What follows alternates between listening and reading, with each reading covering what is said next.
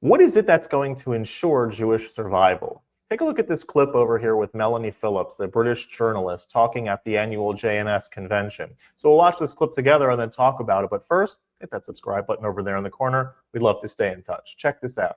Hello, everybody. I've come to talk to you today about Israel's secret weapon. October the 7th threw down a challenge to the West. Would it choose civilization or barbarism? The West did not choose civilization. And the reason is that the West no longer understands what civilization is. What we've all been living through since October the 7th is not just a threat to Israel's survival. It's also an existential threat to the West and a war against civilization itself. Israel's experience over the last terrible year has told the West this in many different ways, but the West has not been listening. On the contrary, incredibly, the elites in the West have painted the most just war possible into aggression and war crimes by Israeli victims of war crimes, aggression and depravity. The way the West has accepted patently ludicrous falsehoods about this war as true has been unhinged. And we're not talking about demonstrators on the streets or on campus. Opinion polling reveals that nearly half of young Americans now support Hamas. In Britain, people are losing their childhood friends just because they've posted onto Facebook a picture of themselves on holiday in Israel. People are not prepared to give Israel's side even the time of day.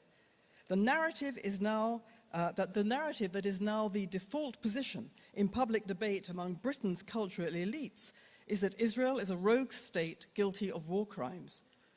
Such double standards, demonization, and systematic lies are applied to no other people, nation, or cause on earth. It's a level of obsession and hysteria that suggests a pathology is at work. But it's across the West.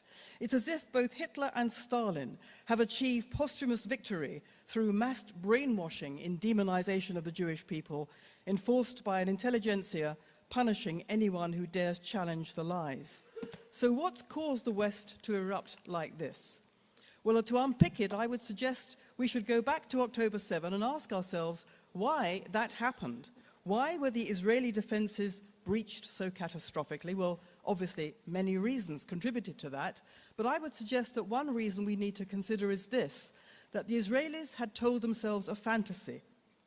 The Israeli elites had told themselves that Hamas no longer wanted war because they wanted to shore up support from the Gazans. It's as if a murderous tyranny were Jeffersonian Democrats. How could the Israelis have been so blind? Because its military and security elites fell into a Western trap, believing that everyone in the world was like them, governed by reason and self-interest. This arrogant delusion may have been the result of half the IDF top brass having been taught at Harvard.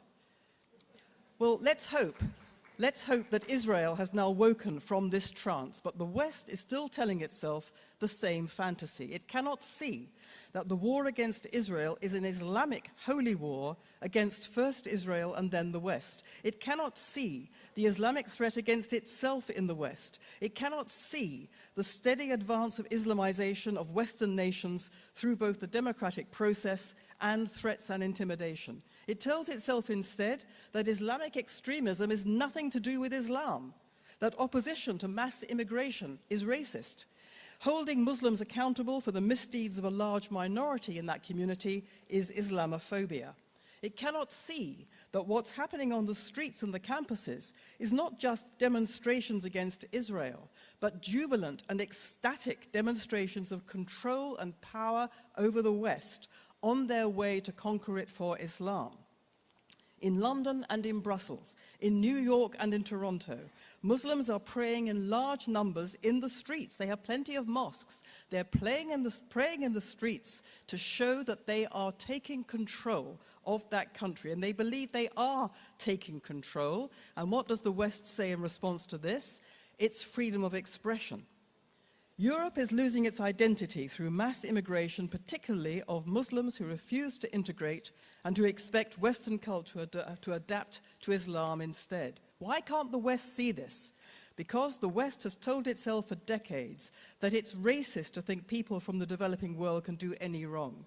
The default position of the Western liberal is that the people from the developing world are oppressed by the West, and because they are victims, they can do no wrong, while the West, being their oppressors, can do nothing right.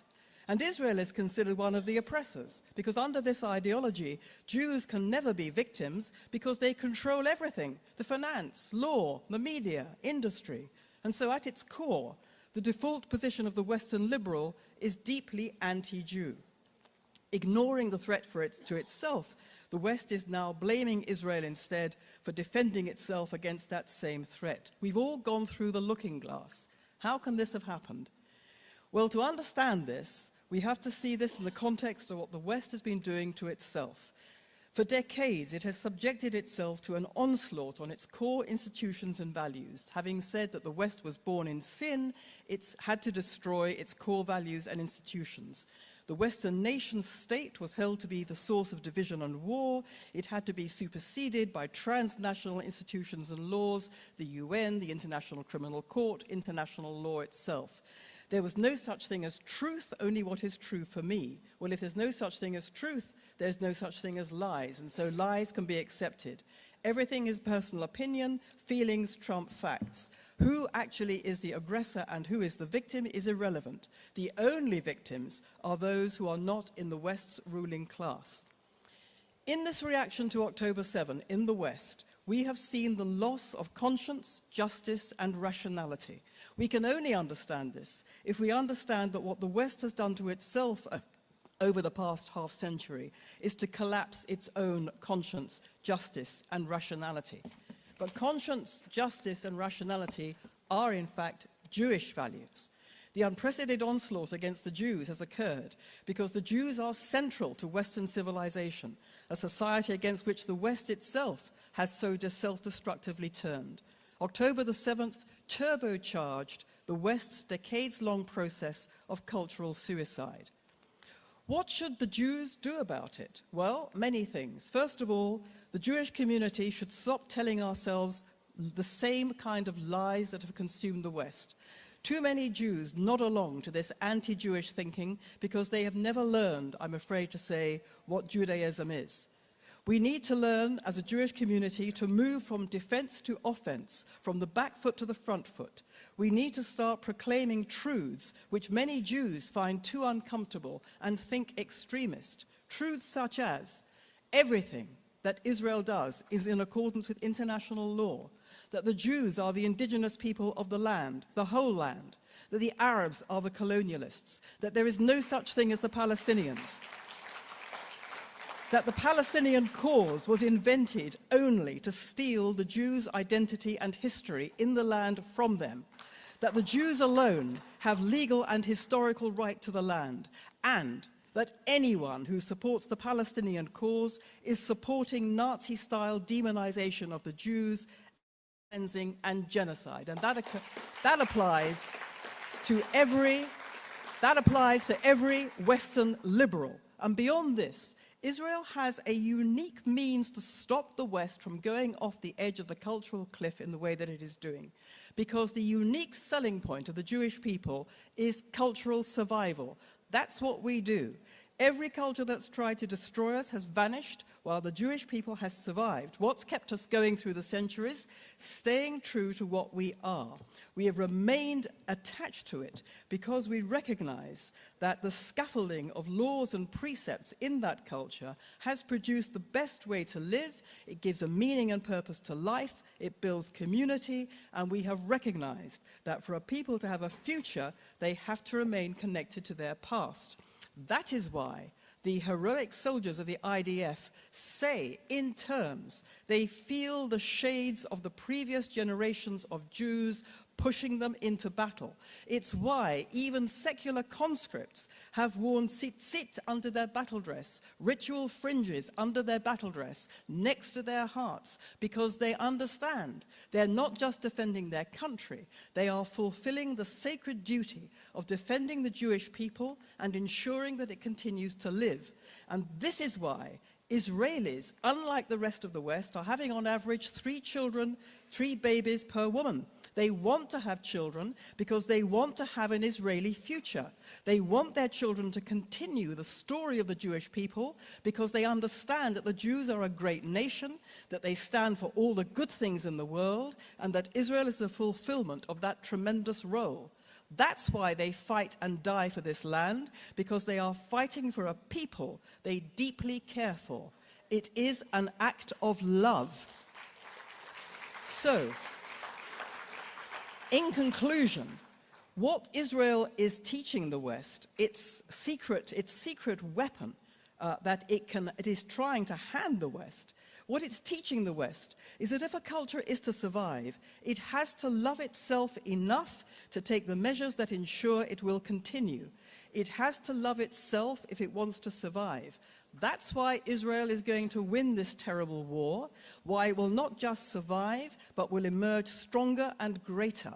The same cannot be said of the West.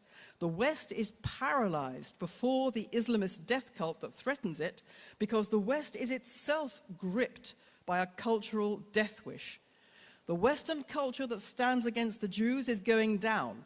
The West will survive only if it decides to love itself and if it decides to love us, the Jewish people, instead of disdaining us and trying to erase what makes the Jewish people special and what's made the West special too.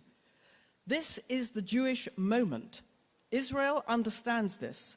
Much of the Arab world has come to understand it too. Now it's time for the West and for diaspora Jews to understand it as well.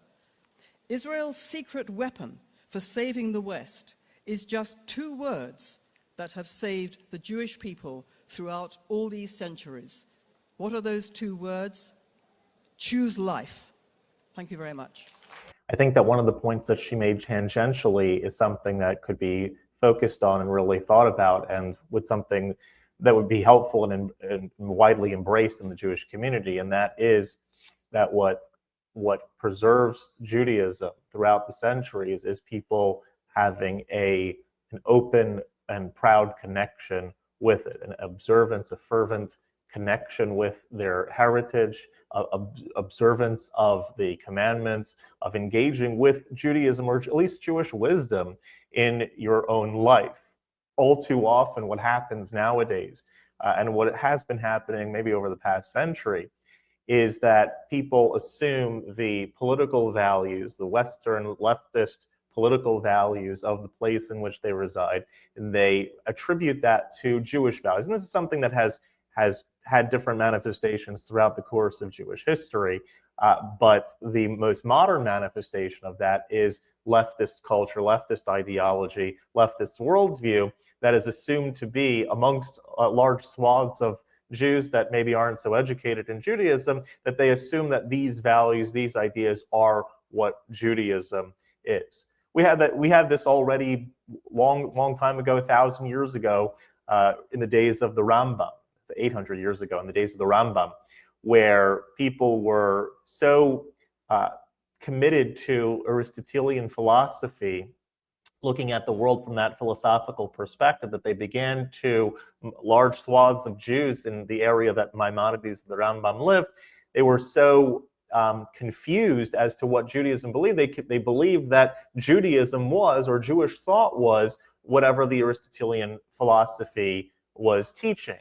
And so he wrote a book, The Guide for the Perplexed, which was a means of explaining in Aristotelian philosophical terms actual Jewish theology, speaking to them in their language, because they had adapted a whole new system of viewpoint of what the world was supposed to look like from a Jewish perspective.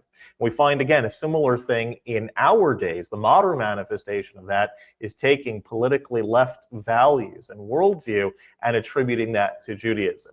It would behoove the Jewish people to get reconnected and re-educated in our own wisdom, the Torah for its sake, not just as a means of validating leftist ideology, but getting back to our own sake and learning Torah on its terms and observing Torah on its terms and following Judaism on its terms, if we want to stay as a powerhouse that will continue to to survive the test of time. If you like this content overall, hit that subscribe button over there in the corner. We'd love to stay in touch. Take care.